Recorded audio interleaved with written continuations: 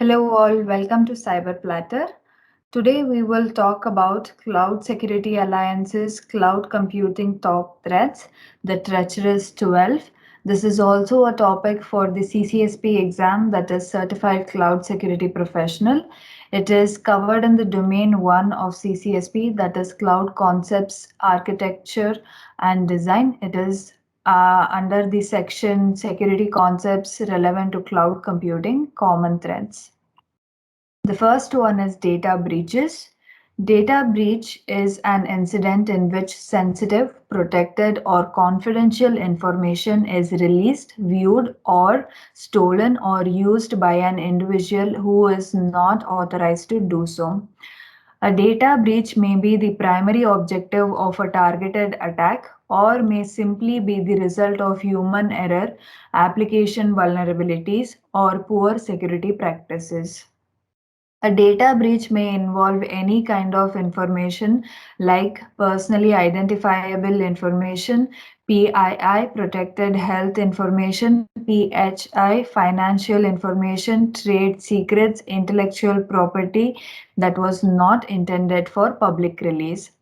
The risk of data breach is not unique to cloud computing, but the scope is definitely widened because of multi-tenancy, shared resources, shared databases, multiple locations, key management. Maybe key management maybe sometimes be with the cloud provider, increase in the bring your own devices, where the biggest concern for the organizations is security and management, increase in the usage of mobile devices compared to the traditional desktops, and the cloud service providers might have access to your data. All of this makes cloud a very attractive target. When a data breach occurs, companies may incur large fines and may also be subject to civil laws and, in some cases, criminal charges. Additionally, it may also require the organizations to publicly disclose the breach. This might mean the loss of credibility of the organization. The next one is insufficient identity, credential, and access management. Data breaches and enabling of attacks can occur because of a lack of scalable identity and access management systems, failure to use multi-factor authentication, that is MFA, weak password use, and a lack of ongoing automated rotation of cryptographic keys, passwords, and certifications. Credentials and cryptography keys must not be embedded in source code or distributed in public facing repositories such as GitHub, because there is a significant chance of discovery and misuse. Keys need to be appropriately secured, and a well secured public key infrastructure is needed to ensure key management activities are carried out.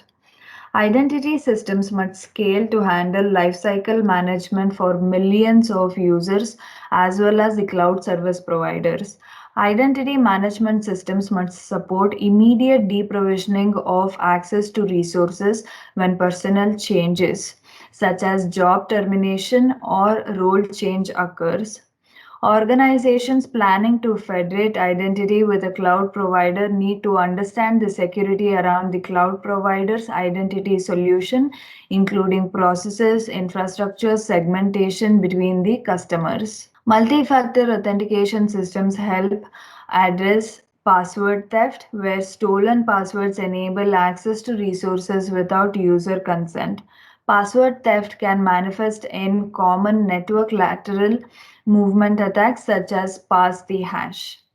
In case the legacy systems require the use of passwords alone, the authentication system must support policy enforcement such as verification of strong password use as well as organization defined rotation period policies. Cryptographic keys, including TLS, certificates, and keys used to protect access to data and keys used to encrypt data at rest, must be rotated periodically. Monitoring and protection of identity and key management systems should be of a high priority. Insecure interfaces and APIs. Cloud computing providers expose a set of software users interfaces, UIs, or application programming interfaces, that is APIs, that customers use to manage and interact with cloud services. Provisioning, management, orchestration, and monitoring are all performed with these interfaces. The security and availability of general cloud services is dependent on the security of these basic APIs. From authentication and access control to encryption and activity monitoring, these interfaces must be designed to protect against both accidental and malicious attempts to circumvent policy. Furthermore, organizations and third parties may build on these interfaces to offer value added services to their customers. This introduces the complexity of the new layered API. It also increases risk because organizations may be required to relinquish their credentials to the third parties in order to enable their agency. APIs and UIs are generally the most exposed part of a system. It is also the only asset with an IP address available outside the trusted organizational boundary. These assets will be the target of heavy attack, and adequate controls protecting them from the internet are the first line of defense and detection. System vulnerabilities. System vulnerabilities are exploitable bugs in programs that attackers can use to infiltrate a computer system for the purpose of stealing data, taking control of the system, or distracting service operations. Vulnerabilities within the components of the operating system, like kernel, libraries, and application tools, put the security of all services and data at significant risk. This type of threat is nothing new, but with multi tenancy in cloud computing, systems from various organizations are placed in close proximity to each other and given access to shared memory and resources. This is creating a new attack surface. Regular vulnerability scanning, following up on reported system threats, and installation of security patches or upgrades go a long way toward closing the security gaps left open by system vulnerabilities. Security design and architecture can lessen the chances of an attack or taking full control of every part of an information system by limiting who has access to specific systems. Account or service hijacking. If an attacker gains access to your credentials, they can eavesdrop on your activities and transactions, manipulate data, return falsified information, and redirect your clients to malicious sites. Let's discuss some of the common attack methods used to gain credentials. This is done frequently through social engineering attacks. You might be surprised how easy it is to ask for credentials rather than trying to break the security system. Phishing attacks like smishing, that is SMS phishing, targeted phishing attacks, that is spear phishing, can be used to gain credentials by creating a sense of urgency by pretending to provide good offers, right? Fraud, like posing as a third party vendor, supplier, or any other legit organization, can also be one of the successful methods in gaining passwords. Exploitation of software and other application related vulnerabilities is also an attack method here. Organizations should be aware of these types of attacks and as well as form defense in depth strategy to contain the damage. Creating user awareness is the key for prevention. You can, set up security trainings for the users and help them understand how important it is to not share their credentials with anyone. Make sure to implement a strong identity and access management system. Organizations should look to prohibit the sharing of the account credentials among users and services and leverage strong multi factor authentication, that is MFA, especially for the public facing services. One time passwords are also a good choice. Malicious insiders. When looking to secure the key assets of an organization, three primary components are essential: people, processes, and technology. People tend to present the single largest challenge to security due to the possibility of a disgruntled, rogue, or simply careless employee or contractor exposing sensitive data either by accident or on purpose. Let's see how CERT, that is Cybersecurity and Infrastructure Security Agency, defines a malicious insider threat. Malicious insider threat to an organization can come from a current or former employee, contractor, or business partner who has or had authorized access to the organization's network, system, or data and intentionally exceed or misuse that access in a manner that negatively affect the confidentiality, integrity, or availability of the organization's information or information systems. Systems that depend solely on the cloud service provider for security are at greater risk here. It is challenging to protect against malicious insiders. However, let's discuss some of the security measures that can be applied against malicious insiders, especially in a cloud environment. Separation of duties is the key prevention method here. Always make sure that the cloud service provider has proper policies implemented. One of the methods to do so is by reviewing the contract between the cloud service customer and the provider. The encryption process and the keys should be controlled on premises. Access should be provided based on the user role. It should be limited to least privilege or need to know basis. It should be noted that the insider threat does not always involve malicious actors. Insiders might not necessarily be malicious but might just be trying to do their job. For example, they might accidentally upload a customer database to a public repository or copy sensitive data between jurisdictions or countries. Advanced persistent threats are a parasitical form of cyber attack that infiltrates systems to establish a foothold in the computing infrastructure of target companies from which they smuggle data and intellectual property. APTs pursue their goals stealthily over extended periods of time, often adapting to the security measures intended to defend against them. Spear phishing, direct hacking systems, delivering attack code through USB devices, penetration through partner networks, and use of unsecured or third party networks are common points of entry for APTs. Once in place, advanced persistent threads can move laterally through data center networks and blend in with normal network traffic to achieve their objectives. Organizations should be aware of the latest advanced cybersecurity attacks that target companies and government organizations. Although advanced persistent threats can be difficult to detect and eliminate, some can be stopped with proactive security measures. For example, it is critical that users be educated to recognize and handle social engineering techniques, such as spear phishing, that are commonly used to introduce advanced persistent threats. Awareness programs that are regularly reinforced are one of the best defenses against these types of attacks because many of these vulnerabilities require user intervention or action.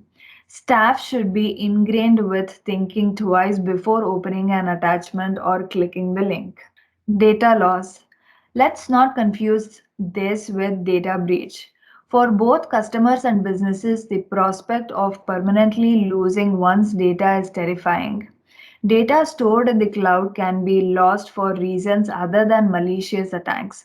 For example, an accidental deletion or overwriting by the cloud service provider or a cloud service user. It can also be because of a physical catastrophe such as a fire or earthquake. This can lead to the permanent loss of data. Loss of integrity of the data also means loss of data. Remember that if you lose an encryption key and can no longer decrypt and use data, it's considered lost. Hence, there should be very strong and secure key management implementation. The cloud customers should review the contracts with the cloud service provider to understand the data loss preventions Ask about the redundancy of a provider's solution, understand which entity is responsible for data loss and under what conditions. Also understand where accidental data deletion has occurred from the customer side. Will the provider facilitate the restoration of systems and information in multi-tenancy environment or on shared platforms? Regular data backups must be taken and possibly stored at an off-site location. Some providers offer solutions for geographical redundancy, data backup within the cloud, and premise to cloud backup. Always make sure that there is a solid business continuity and disaster recovery plan, and it is being tested regularly to confirm that the process is working as expected. Make sure to test the process of restoration.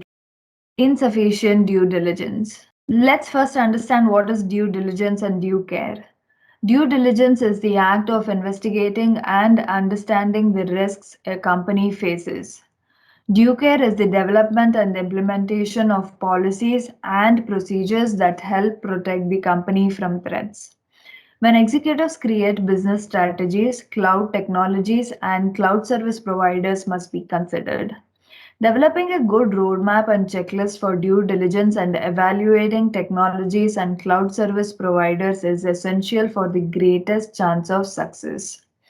An organization that rushes to adopt cloud technologies and chooses cloud service providers without performing due diligence exposes itself to a great number of commercial risks, like the cloud service provider might not be an expert in developing the service that you need, or that the service might not be prioritized by them. Technical risks like a non-operational and architectural issue can arise when designers and architects unfamiliar with cloud technologies are designing applications being pushed to the cloud. Legal risks like data in use, in motion, or at rest in foreign locations during normal operations or even during recovery may subject the company to regulatory problems. Compliance risks like moving applications that depend on internal network level data privacy and security controls to the cloud is dangerous without such controls being there. All of these might finally result in financial loss and bad reputation. Also, all these risks apply whether the company is considered moving to the cloud or merging with or acquiring a company that has moved to the cloud or is considering doing so. Make sure to understand if a cloud migration will work for the organization. Consider all possible scenarios. Make a thorough risk review of the cloud service provider before choosing them. Also, try to understand their financial standings, how long they have been in the market, what is their reputation, and so on. As cloud security professionals, we should consider the cloud service provider's security practices and policies. We should always have an exit strategy. We should always have an exit strategy from day one, okay? If your cloud service provider were to close or to go bankrupt, are you ready to quickly and seamlessly change cloud service providers? These are some of the questions we should consider before considering cloud migration. Yeah. Abuse of cloud services. Think of the ability to have previously unobtainable and unaffordable computing resources available for a couple of dollars an hour or even better for free trials. Well, that is exactly what cloud computing provides. It is an opportunity for businesses to have almost unlimited scalability and flexibility. The challenge for the cloud providers is that this can be used for malicious activities as well. Malicious actors may leverage cloud computing resources to target users, organizations, or other cloud providers. Examples of misuse of cloud service-based resources include launching DDoS attacks, distributed denial of service, email spam and phishing campaigns, mining for digital currency, large-scale automated click fraud, brute force compute attacks of stolen credentials and databases like password cracking, dictionary attacks, hosting of malicious or pirated content. Mitigation for misuse of cloud services include cloud service provider detecting of payment instrument fraud and of misuse of cloud offerings. For example, inbound and outbound network DOS attacks. A cloud provider must have an incident response framework to address misuse of resources as well as a means for customers to report abuse originating from a cloud provider. A cloud provider should include relevant controls that allow a customer to monitor the health of their cloud workload. Denial of service. By the nature, denial of service attacks prevent users from accessing services and resources from a specified system or location. This can be done using any number of attack factors available, but typically look to target buffers, memory, network bandwidth, or processor power. With cloud services relying ultimately on availability to service and enable connectivity to resources from customers, when denial of service attacks are targeted at cloud environments, they can create significant challenges for the providers and customers alike. Distributed denial of service or DDoS attacks are launched from multiple locations against a single target.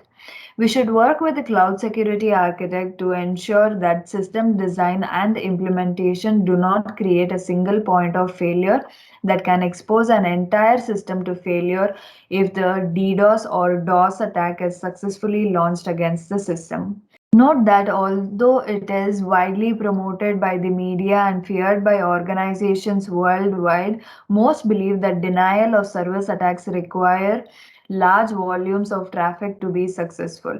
This is not always the case. Asymmetric application level DOS attack takes advantage of vulnerabilities in web servers, databases, or other cloud resources, allowing a malicious individual to take out an application with a single extremely small attack payload, in some cases less than 100 bytes long. As a consumer, service outage not only frustrates you but also forces you to consider whether moving your critical data to the cloud to reduce infrastructure costs was worthwhile. Cloud providers often bill clients based on computer cycles and disk spaces. Versus when an attacker may not be able to completely knock your service off the internet but may cause it to consume so much processing time that you will be forced to take it down yourself. Shared technology vulnerabilities. For cloud service providers to effectively and efficiently deliver their services in a scalable way, they share infrastructure, platforms, and applications among tenants and potentially with other providers. This can include the underlying components of the infrastructure, resulting in shared threats and vulnerabilities. A defense in depth strategy is recommended and should include compute, storage, network, application, and user security enforcement and monitoring, whether the service model is infrastructure as a service, platform as a service, or software as a service. Mitigation techniques should be implemented such as multi-factor authentication on all hosts, host-based intrusion detection systems and network-based intrusion detection systems, or the equivalents of intrusion prevention systems. Applying concepts of networking, least privilege, and segmentation, and keeping shared resources patched and up to date. This is the end of this episode. If you liked our video, learned anything from it, please share, like, and subscribe to our channel. See you in the next video. Thank you so much for watching. Bye bye.